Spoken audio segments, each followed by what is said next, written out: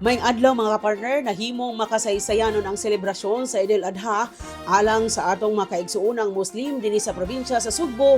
Tungod sa labing unang higayon, giablihan sa provincial capital ang maong dapit alang sa relihiyosong selebrasyon.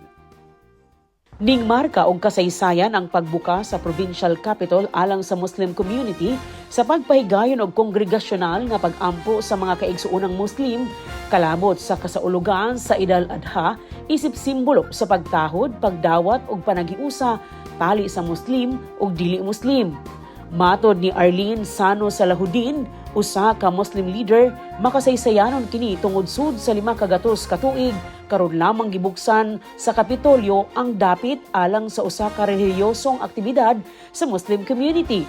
Tumong sa maong inisyatiba nga maghatag og kumon og sayon adtuan nga lugar alang sa mga Muslim og ipakita nga posible ang malinawon nga panag-uban sa tanang relihiyon. Giawag usab niya ang ubang LGU sa Sugbo nga mosuporta sa susamang kalihukan aron mapalig-on pa ang inklusibo ug kagawasan sa relihiyon. Now, well, this is very significant, kay this is the first time, again, for the past 500 years that the capital opened the gates for the congregation of the Muslim community to pray for Eid al-Adha, and everyone is very happy. This marks one of the important gesture and kind gestures of our LGU, and that way our Muslim community will be more open and will be more participative of any events, most especially for peace-building events in the near coming future as well.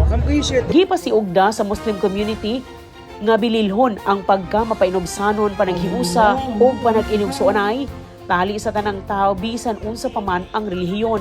Nag-ampo usab sila alang sa kalinaw sa Pilipinas ug sa tibuok kalibutan, ilabi na sa kaluwasan sa mga OFW nga naapektuhan sa kagubot ug krisis sa ubang nasod. Sa matag pag-ampo ang ilang gipangamuyo ang proteksyon, seguridad ug malinawon nga kahimtang alang sa komunidad ug sa tanang Pilipino sa gawas nasod. We are also praying for peace for the nation, and that not just the Philippines but also the world because of what's going on right now.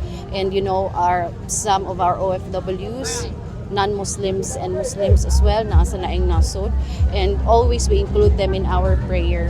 Padayon karon ang mga lakang sa lalawigan sa Sugbo aron mapalig-on ang suporta sa Muslim community pinaagi sa pagtukod sa Cebu Provincial Muslim Affairs Office nga anaa sa katapusang hugna sa pagpahimutang. Tumong sa maong buhatan nga mahimong unang provincial level contact point alang sa mga panginahanglan sa Muslim community. Lakip na ang certifications o uban pang dokumentasyon aron dili na maglisod ang mga miyembro sa komunidad sa pagpangayo og tabang sa nagkalailaing opisina. Matod pa ni Salahudin, bisan gamay pa lamang ang mamahimong staff sa pagsugod, mas importante nga mahimong operasyonal dayon ang opisina aron mas mapadali ang serbisyo.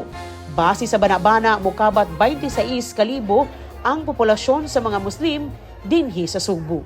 We are on the final phase na of the establishment of the Cebu Provincial Muslim Affairs. So it's going to be the very first time na naay provincial affairs, and that way na anay mga POC or the point of contact atong mga Muslim community kung Alang sa Dios og sa mahal natong nasod Pilipinas, Aileen Navarro, SMNI News Cebu.